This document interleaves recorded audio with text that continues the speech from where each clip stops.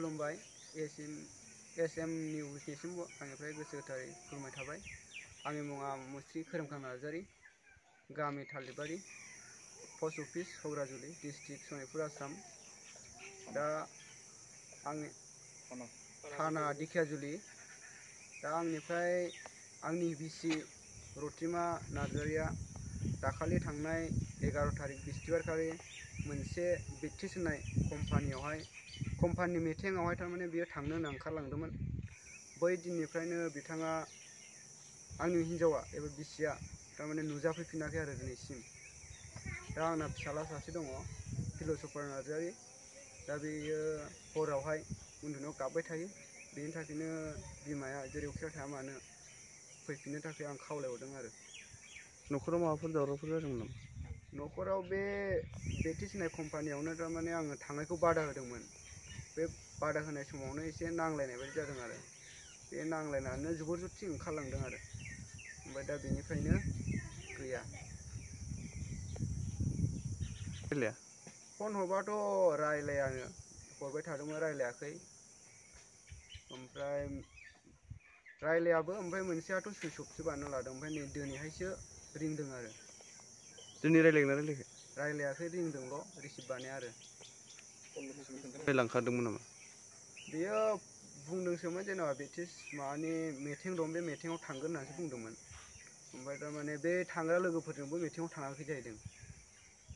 लोगोआ आलदा उलदासो जालांबाय। दे। आं बे थालिरबारिनिनो लुकास बसुमतारी। गिबियावनो आं बे मेसेज हरनो नागिरदों। गिबियावनो आङो बे आंनि फिसा हिन्जावखौ माबायदि समयसा जाना थादों बेनि सम्पर्के आं गोबां खोथा बुंनोबो सानदों। दा बे बिसिनि माखासे बे जाथाय जाना थांनायाव आं गोबां दुखु नांदों। बिसिनि संसार जानायाव इलिगेल जानाय हिसाबै जेन बे फिसा हिन्जावा गावनि हौवाजों जेन मोजाङै फैफिननानै रायजो जाफिननो हायो, आं बेखौ मिजिं थिदों। आरो बेनि उनाव माखासे आंहा फोथायनाय दं जेन बे फैफिनथारगोन। आरो आं आसा खालामनानैबो दङ। माने बे दिननि गेजेरावनो जेन बि सफैयो, आं बेखौ जोबोद गोजोननाय मोनगोन। आरो बेनि उनाव माखासे गावनि गाज्रि आखु साननायफोरखौ गाज्रि मावनायजों गोबां माने बिनि हौवायाबो दुखु मोनदों। बेखौ लानानै जेन बिनि हौवायाबो जेन बेफोरखौ दुखु मोना, आं बेखौ गिबियावनो खावलायबाय थादों। जेन बिसोरो उननि समाव मिलायलायनानै जों संसारखौ जाफिननो हायो, आं बेखौ गिबियाव आं खावलायदों। आंहा थार फोथायनाय दङ। जोंनि एबसु आफादनाव आं गोबां सावरायदोंमोन। जेन आंहा फोथायनाय दं एबसु आफादा जेन बे खामानिखौ मोजाङै जाफुंहोयो। आंहा एबसु आफादनि गेजेर जानानै आं बेखौ फोथायनायजों आं बे मेसेजखौ होनाय जादों।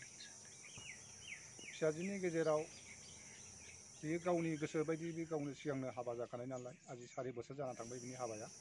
दा 5 बोसोराव रानिं दं। दा बे 4 बोसोरनि गेजेरावनो बियो सासे फिसा हौवाबो मोनदों। जोबोद दुखुनांथाव। आरो बे फिसा हौवा सासेयाबो माने बिमाखौ हांख्रायबाय थायो। दा बेखौ नुनानै आं मा होनो